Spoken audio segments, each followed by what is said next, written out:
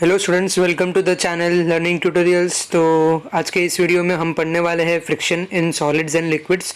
तो काफ़ी बड़ा चैप्टर है, तो इसके अलग अलग पार्ट्स में रिलीज करूँगा। सो हमारा आज का फर्स्ट टॉपिक है ओरिजिन ऑफ फ्रिक्शनल फोर्स। तो ओरिजिन ऑफ फ्रिक्शनल फोर्स आपको समझना पड़ेगा। सो उसके लिए हमने क्या किया है, दो अलग अलग सरफेस लिया हुआ है। यानी आपका जो एक कांटेक्ट सरफेस है जहाँ पे आपका बॉडी जो है एक मीडियम से जो है कांटेक्ट हो रहा है यहाँ पर, यानी जो आप ये देख सकते हो। और ये कुछ है इंटरलॉकिंग सरफेस देख रहे हो आप। सो जो यहाँ पर टच हो रहा है, तो ये आपने देखा है एरो से, ये कौन सा एरिया है, प्रोजेक्शन एरिया हम लोग इसको कहते हैं। सो ओरिजिन हमारा कौन सा है, ये जो सरफेस है वो हमारा ओरिजिन है। और जो अपेरेंट कांटेक्ट जो है, ये बॉडी का जो पॉइंट है ना, यहाँ पर जो पॉइंट देख रहे हो, स्टार्टिंग पॉइंट से लेके ये जो एंडिंग पॉइंट आप देख रहे हो, वो हमारा कौन सा है, अपेरेंट कांटेक्ट है। सो डिप्रेशन कहाँ पे हो रहा है, डिप्रेशन इन द सेंस आप जो पॉइंट टू पॉइंट कांटेक्ट देख रहे हो, अपेरेंट कांटेक्ट का जो प्रोजेक्शन एरिया से, उसको हम क्या कहते हैं, उसको हम डिप्रेशन कहते हैं। और रियल कांटेक्ट यानी जो आपका जो सरफेस में कांटेक्ट में जो बॉडी है, उसका पॉइंट आप देख सकते हो, एक यहाँ पर है और एक यहाँ पर है, तो उसको हम क्या कहेंगे, एक रियल कांटेक्ट कहेंगे यहाँ पर। जैसे आप डाउन साइड का एरो देख सकते हो यहाँ पर। सो ये जो डाउन साइड का एरो है वो एग्जैक्टली क्या कर रहा है, एक कांटेक्ट में है। सो वो बॉडी जो है सरफेस के कांटेक्ट में है। तो ये होता है हमारा ओरिजिन, और फ्रिक्शनल फोर्स जो है यहाँ से जनरेट होता है। तो उसको हम लोग देखते हैं स्टेप बाय स्टेप में। तो सबसे पहले हम लोग डेफिनेशन देखते हैं। सो जो दो मेन पॉइंट यहाँ पे ध्यान रखना है वो ये है, interlocking between irregularities on contact surfaces. Second point है intermolecular forces of attraction between two surfaces. So yes, ये मैं आपको बताना रह गया मेरा, जो इंटरमोलिकुलर फोर्सेस है उसका भी अट्रैक्शन होगा बिटवीन टू फोर्सेस। तो ये जो रियल कांटेक्ट आप देख रहे हो यहाँ पे, जो टचिंग कांटेक्ट है, सो वहाँ पे क्या होगा, आपका इंटरमोलिकुलर फोर्सेस जो है वो जनरेट होगा। सो अभी हम लोग उसका नेचर देखते हैं, नेचर ऑफ फ्रिक्शनल फोर्स। सो उसको समझने के लिए हमने एक एग्जांपल लिया हुआ है यहाँ पर। तो यहाँ पर आप देख सकते हो एक बॉडी रखा हुआ है बेसिकली। तो उस पर जो है एक नॉर्मल रिएक्शन जो है वो लग रहा है अपवर्ड साइड पे, और डाउनवर्ड साइड पे जो है वो उसका वेट है, यानी कि mg। और जो स्टैटिक फ्रिक्शन होता है वो लेफ्ट हैंड साइड पे लगता है, यानी अपोजिट साइड पे। जहाँ पे आपका जो फोर्स लग रहा है, जो डायरेक्शन में राइट हैंड साइड पे सपोज मूव कर रहा है, तो आपका जो स्टैटिक फ्रिक्शन है वो कहाँ पे होगा, अपोजिट साइड पे होगा। और अगर मैं विथ रिस्पेक्ट टू टेबल बोलूँ, तो विथ रिस्पेक्ट टू टेबल जो होगा वो फोर्स के साइड पे होगा। तो यहाँ पे जो ऑब्जेक्ट का जो है स्टैटिक फ्रिक्शन वो कहाँ पे है, अपोजिट साइड पे, यानी लेफ्ट हैंड साइड पे। और अगर मैं विथ रिस्पेक्ट टू टेबल बोलूँ तो वो कहाँ पे होगा, राइट हैंड साइड पे। तो उतना आपको ध्यान रखना है फ्रेंड्स। तो यहाँ पे जो आप पुली देख रहे हो, ये जो है ये पुली है, और इससे कुछ ब्लॉक्स जो है अटैच है। इसका कुछ स्पेसिफिक जो है वेट है, यानी कि mg, mass into gravitational force. तो उसकी वजह से ये क्या हो रहा है, यहाँ पे जो फोर्स जनरेट हो रहा है और वो पुल कर रहा है, जो बॉडी है आपका वो राइट हैंड साइड पे पुल हो रहा है। तो इसके चलते हमें कुछ टर्म्स देखने को मिलते हैं यहाँ पर, तो वो हम लोग देखेंगे एक एक करके।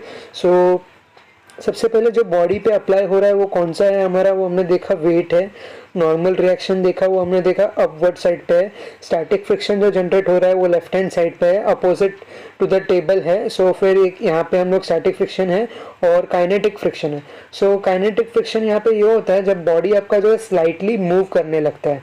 तो मूव करता है विथ अनदर, मतलब विथ रिस्पेक्ट टू, जब वो दूसरे बॉडी के साथ कांटेक्ट में है और वो स्लाइटली मूव होता है, तो जो उसका यूनिफॉर्म वेलोसिटी है, सो जब कुछ यूनिफॉर्म वेलोसिटी से मूव होता है, तो जो इनिशियल फोर्स जो रिक्वायर्ड होता है वो कौन सा होता है, हमारा काइनेटिक फ्रिक्शन होता है यहाँ पे। सो जो फ्रिक्शन जनरेट होता है वो काइनेटिक फ्रिक्शन होता है। सो हम लोग आगे बढ़ते हैं, आगे देखते हैं हम लोग। सो बेसिकली इसका जो आप एक स्टेटमेंट देख सकते हो, force of friction is called as self adjusting. So students ये ध्यान में रखना, सेल्फ एडजस्टिंग होता है, self adjusting force with magnitude and direction, क्योंकि ये एक वेक्टर क्वांटिटी है। आपको इसका एक स्पेसिफिक मैग्नीट्यूड भी मिलेगा और एक डायरेक्शन भी मिलेगा। सो जब भी फोर्स ऑफ फ्रिक्शन होगा वो कैसा होता है, नेचर में एक सेल्फ एडजस्टिंग फोर्स होता है। सो ये आपको जो है ध्यान में रखना है। सो नेक्स्ट हमारा आता है types of friction. So types of friction हम लोग देखेंगे। सो सबसे इसके कई सारे अलग अलग टाइप्स है, तो हम लोग स्टार्ट करेंगे स्टैटिक फ्रिक्शन से। सो फर्स्ट टॉपिक है static friction. So friction between two bodies in contact when one body just move over the other is called static friction. तो हमने जैसे कि लास्ट फिगर में देखा था, जहाँ पे आपका जो बॉडी है वो मूव हो रहा है, सो जो अपोजिट साइड पे जो हो रहा है स्टैटिक फ्रिक्शन जनरेट हो रहा है। तो जो आपका सरफेस है वो ऑलरेडी जो है रेस्ट पोजीशन पे है, यानी कि ये जो डेफिनेशन है इटसेल्फ जो है यहाँ पर डिराइव हो रहा है जैसे कि friction between two bodies in contact when one body just move over the other, तो जो अदर बॉडी है वो आपका एज इट इज़ है। सो यहाँ पर काइनेटिक फ्रिक्शन हम लोग देखते हैं। So friction between two bodies in contact when one body is sliding over the other. Sliding होना यानी कि जैसे हमने देखा जो बॉडी है पुली पे, जो आपने ब्लॉक देखा था लास्ट हमारे फिगर में, सो वो वहाँ पे जो कुछ फोर्स जनरेट हो रहा है जो स्टैटिक फ्रिक्शन के लाइक अपोजिट साइड पे जो हमने देखा था, तो फोर्स जो नीचे की तरफ जा रहा था उसकी वजह से आपका जो ब्लॉक है वो जो मूव हो रहा था। हमने जो ब्लॉक देखा था और जो कुछ पुली है उसकी वजह से जो क्या हो रहा था यहाँ पे mg वेट जो उस पर लग रहा था, तो वो क्या हो रहा था आपका राइट हैंड साइड पे मूव हो रहा था और लेफ्ट हैंड साइड पे आपका जो था वो स्टैटिक फ्रिक्शन था। तो काइनेटिक फ्रिक्शन क्या होता है, when one body is sliding over the other body. तो यहाँ पे जो था एक सरफेस था जो उसके कांटेक्ट में था, तो वो क्या हो रहा था बेसिकली उस पर स्लाइड हो रहा था, स्लाइड होकर मूव ऑन कर रहा था, तो वो क्या होगा हमारा काइनेटिक फ्रिक्शन वहाँ पे जनरेट होगा। ओके, सो नेक्स्ट हम लोग देखते हैं रोलिंग फ्रिक्शन। सो रोलिंग फ्रिक्शन क्या होता है उसका डेफिनेशन हम लोग देखेंगे सबसे पहले। So friction between two bodies in contact when one body is rolling over the other is called the rolling friction. तो जैसे हमने देखा स्टैटिक में क्या होता है जस्ट मूव होता है ओवर द अदर, काइनेटिक में क्या होता है स्लाइडिंग होता है ओवर द अदर, और रोलिंग में क्या होगा ये रोल होगा ओवर द अदर बॉडी। तो यहाँ पे हमें कुछ जो मेन चीज़ समझनी है वो ये है। सो स्टैटिक फ्रिक्शन जो होता है वो ग्रेटर देन काइनेटिक फ्रिक्शन होता है और काइनेटिक फ्रिक्शन जो होता है ग्रेटर देन रोलिंग फ्रिक्शन होता है। सो यहाँ पे आपको और जो देखना है वो first law of static friction. So इसमें बेसिकली जो आपके टेक्स्ट बुक में है फर्स्ट लॉ है, सेकेंड लॉ है, बेसिकली उसका कुछ ऐसा एज सच सेंस नहीं बनता क्योंकि आपको खाली इसमें जो है फिगर समझ में आना चाहिए, फिगर को आपको पढ़ने आना चाहिए ठीक से। तो यहाँ पे क्या किया है जो केस ए है यहाँ पे आप देख रहे हो जो ऑब्जेक्ट रखा हुआ है, तो इस पर स्टैटिक फ्रिक्शन आप देख सकते हो अप्लाई हो रहा है, नॉर्मल रिएक्शन अप्लाई हो रहा है, वेट अप्लाई हो रहा है, यहाँ पे आपने देखा नॉर्मल और वेट, और ये जो है फोर्स आपका यहाँ पे अप्लाई हो रहा है। सो ये जो है हमारा केस 1 है। सो केस 2 में क्या हुआ है दो ऑब्जेक्ट आपको दिया है, एक के ऊपर एक रखा हुआ है। सो यहाँ पे जो स्टैटिक फ्रिक्शन FS2 आपको देखने को मिल रहा है। सो FS2 आपको खाली इतना समझना है जो FS2 है वो इक्वल्स टू F2 है, यहाँ पे जो फोर्स अप्लाई हो रहा है। तो कहने का मतलब ये है जो आपका N1 और N2 है, सॉरी यहाँ पे तो एक ही आपको देखने को मिल रहा है, फर्स्ट केस में जो है वो N1 है। सो N1 इक्वल्स टू W1 है, और तो आपको यहाँ पे इतना ही जानना है N1 इक्वल्स टू W1 है और N2 इक्वल्स टू जो है वो W2 है। तो हमें क्या पता चला यहाँ पे जो force of static friction F of S1 upon N1 is equal to F of S2 upon N2। तो ध्यान से देखते हैं, हमने ज़रा इसको फास्ट में देखा तो अभी थोड़ा एक और बार मैं आपको बता देता हूँ। तो जो फर्स्ट है FS1 जो आप देख रहे हो उस पर क्या हो रहा है हमें कांस्टेंट फाइंड आउट करना है। सो फोर्स जो है उसका ऐसा यूनिट जो है न्यूटन होता है। सो जैसे इसका कांस्टेंट है म्यू एस यानी coefficient of static friction. So FS1 upon N1 आप देख रहे हो यहाँ पर, और इस केस में जो है FS2 अपॉन N2 आप देख रहे हो, राइट। सो हमें उतना ही पता लगाना है, तो उसका जो है ये निकल के आएगा आपके सामने F of S1 upon N1 equals to F of S2 upon N2। तो आइए आगे के टॉपिक पे हम लोग जाकर देखते हैं। So second law of static friction. So simply इसको आपको समझने के लिए ये दोनों डायग्राम एक और बार देखना होगा। सो लास्ट के हमने फिगर में देखा था एक ऑब्जेक्ट था और केस बी में जो था एक के ऊपर एक था। तो यहाँ पे हम जो देख रहे हैं केस ए में, सो यहाँ पे एक के ऊपर एक ऑब्जेक्ट रखा हुआ है, राइट, और स्टैटिक फ्रिक्शन जो है वो लेफ्ट हैंड साइड पे है, फोर्स जो आप देख रहे हो राइट हैंड साइड पे है, पुली की वजह से जनरेट हो रहा है, पुली नहीं ब्लॉक की वजह से जो mg यहाँ पर लग रहा है, वेट जो डाउन साइड लग रहा है उसकी वजह से काइनेटिक फ्रिक्शन जनरेट हो रहा है। तो यहाँ पे दो ब्लॉक है तो नॉर्मल रिएक्शन लगेगा N1 और N2। तो यहाँ पे भी हमको यही समझना है जो N1 प्लस N2 है वो होल वेट होना चाहिए आपका। तो हम जो ये सेकेंड लॉ पढ़ रहे हैं उसका आपको खाली इतना समझ में आना चाहिए जो नॉर्मल रिएक्शन है वो वेट के बराबर है या नहीं।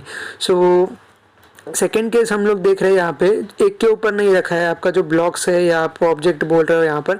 सो ये कनेक्टेड है बेसिकली। सो यहाँ पे N1 लग रहा है, एक N2 आपका है, और नेट वेट जो है आपका W है यहाँ पर, यानी कि जो ब्लॉक्स है कि उसका जो वेट केस A में है और केस B में है वो दोनों सेम आएगा।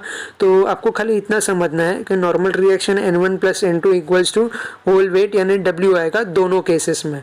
तो आइए हम लोग आगे बढ़ते हैं और देखते हैं law of kinetic friction. So kinetic friction क्या होता है एफ के इक्वल्स टू म्यू के इंटू एन। इसको और भी डीपली हम लोग समझेंगे, उससे पहले हम लोग डेफिनेशन देखते हैं इसका। The ratio of force of kinetic friction to the normal reaction as the coefficient of kinetic friction. So kinetic friction क्या होगा, बेसिकली हम लोग सबसे पहले म्यू के देखेंगे हम लोग। सो फोर्स है काइनेटिक फ्रिक्शन का अपॉन जो है यहाँ पर हम लोग देख रहे हैं नॉर्मल रिएक्शन, राइट। सो समझ में आया आपको कि जो हम लोग कोएफिशिएंट ऑफ काइनेटिक फ्रिक्शन कैसे कैलकुलेट करेंगे, एफ ऑफ के अपॉन नॉर्मल रिएक्शन एन। तो नेक्स्ट हमारा आएगा यहाँ पर प्रेशर। सो ये है प्रेशर का term, P is equals to force upon area. तो ये सबको पता होगा, सॉरी। सो आप लोग क्लास 8 या 9 से पढ़ते आ रहे हो, जो प्रेशर होता है वो फोर्स अपॉन एरिया होता है, यानी इसका जो एसआई यूनिट होता है वो न्यूटन पर मीटर स्क्वायर होता है।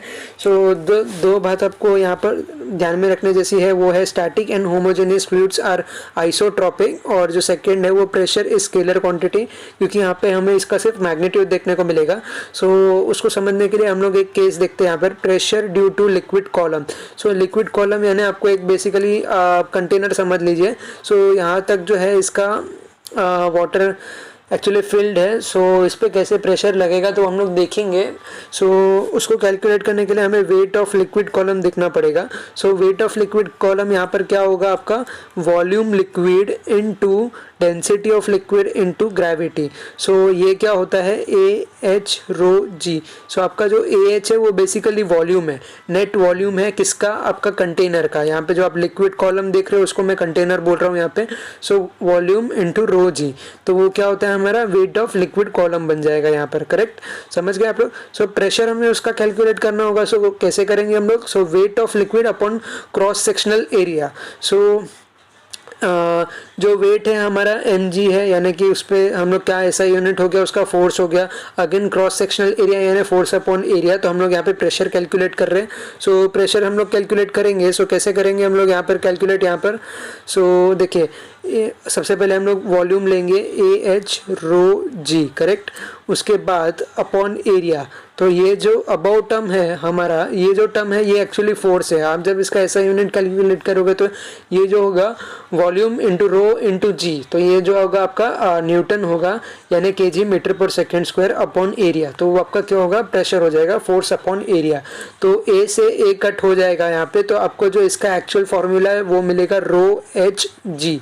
सो आपका ये जो है मेन टर्म है यहाँ पर रो एच जी। प्रेशर हम लोग कैसे कैलकुलेट करेंगे, रो एच जी से।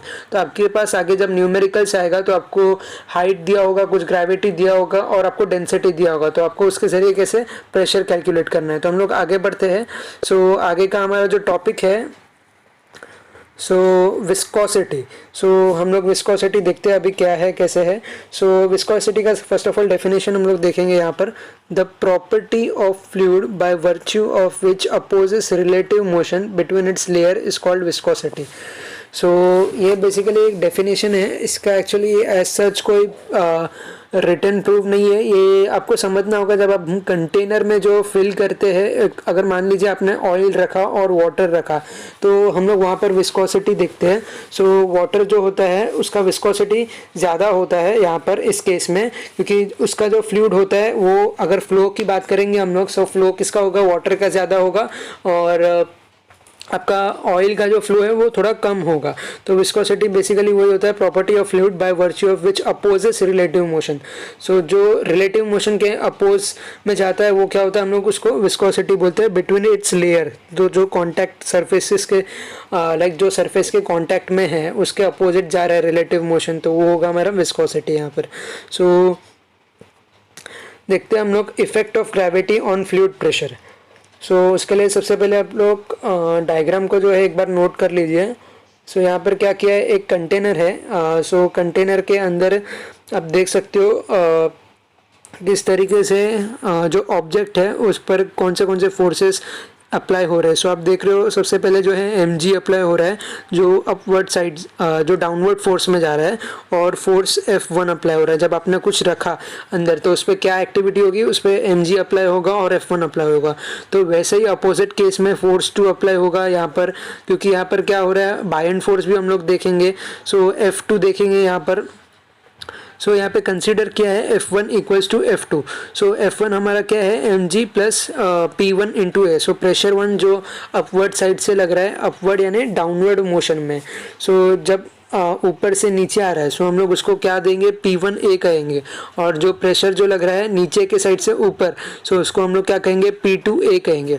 और mg जो बॉडी का है वो डाउनवर्ड साइड पे लगने वाला है, सो P1A प्लस mg। सो आपको ये टर्म समझ में आना चाहिए, जो mg है प्लस P1A। सो इनिशियली जब आप बॉडी को, जब आप ऑब्जेक्ट को पानी के अंदर छोड़ोगे तो उसमें जो प्रेशर अप्लाई होगा, साथ ही जो mg उसका नेट वेट अप्लाई होगा, इक्वल्स टू जो रिवर्स रिएक्शन होगा उस पर, वो क्या होगा, फोर्स होगा उसका। सो P2 इंटू ए। सो यहाँ पर आप देख रहे हो P1 minus P2 into A equals to mg। So यहाँ पे हम लोग क्या करेंगे, हमें नेट फोर्स फाइंड आउट करना है। सो हम लोग P1 माइनस P2 करेंगे इंटू उसका जो एरिया है, एरिया जो है दोनों का सेम है इस केस में। So P1 minus P2 into A equals to mg। So समझ गए आप लोग। और आपको यहाँ पे देखना है mg upon A, so force upon area equals to pressure. तो आपको खाली इतना ही प्रेशर डिफरेंस यहाँ पर फाइंड आउट करना था, effect of gravity on fluid pressure में। सो एक और चीज़ मैं आपको बताना चाहूँगा यहाँ पे, सो mg में m को यहाँ पर रिप्लेस करोगे आप लोग, सो आपको क्या मिलेगा, AH रो जी। सो वॉल्यूम इंटू रो जो होता है हमारा मास होता है यहाँ पर, क्योंकि डेंसिटी क्या होता है हमारा, फोर्स अपॉन एरिया होता है। और mg, सो ये जो टर्म है हमारा, अगर आप इन दोनों की SI यूनिट निकालोगे तो सब कट होके आपको क्या मिलेगा, मास मिलेगा। और आपका मास यानी ओके, सो kg, और जो ग्रेविटी मिलेगा आपको मीटर पर सेकंड स्क्वायर मिलेगा, क्योंकि ग्रेविटी यहाँ पर एक एक्सीलरेशन है आपका जो डाउनवर्ड साइड पे लगेगा जब आप बॉडी को, ऑब्जेक्ट को एक फ्लो में जो आप है उसको रिलीज करोगे जब वो कंटेनर के अंदर जाएगा। सो यहाँ पर AH रो यानी वॉल्यूम इंटू रो इंटू जी अपॉन एरिया। तो आपको प्रेशर डिफरेंस से फाइंड आउट करना है इस केस में, सो वो आएगा आपका H रो जी। सो स्टूडेंट्स आज के इस वीडियो में बस इतना ही। अगर वीडियो पसंद आए तो प्लीज़ लाइक करना, शेयर करना और सब्सक्राइब करना। और इसके मैंने सिंगल टॉपिक निकाले हैं अलग अलग, वेंचुरीमीटर के, टोरिसेलिस लॉ के, स्टोक्स लॉ के। सो आप बेल आइकन को प्रेस कर दीजिए और सिंगल टॉपिक उसमें मैंने आपको एक्सप्लेन किया है। सो अगर ये वीडियो आपको पसंद आया तो लाइक करना मत भूलना और बेल आइकन प्रेस करना और सब्सक्राइब का बटन जो है वो प्रेस कर देना। So thank you and bye bye.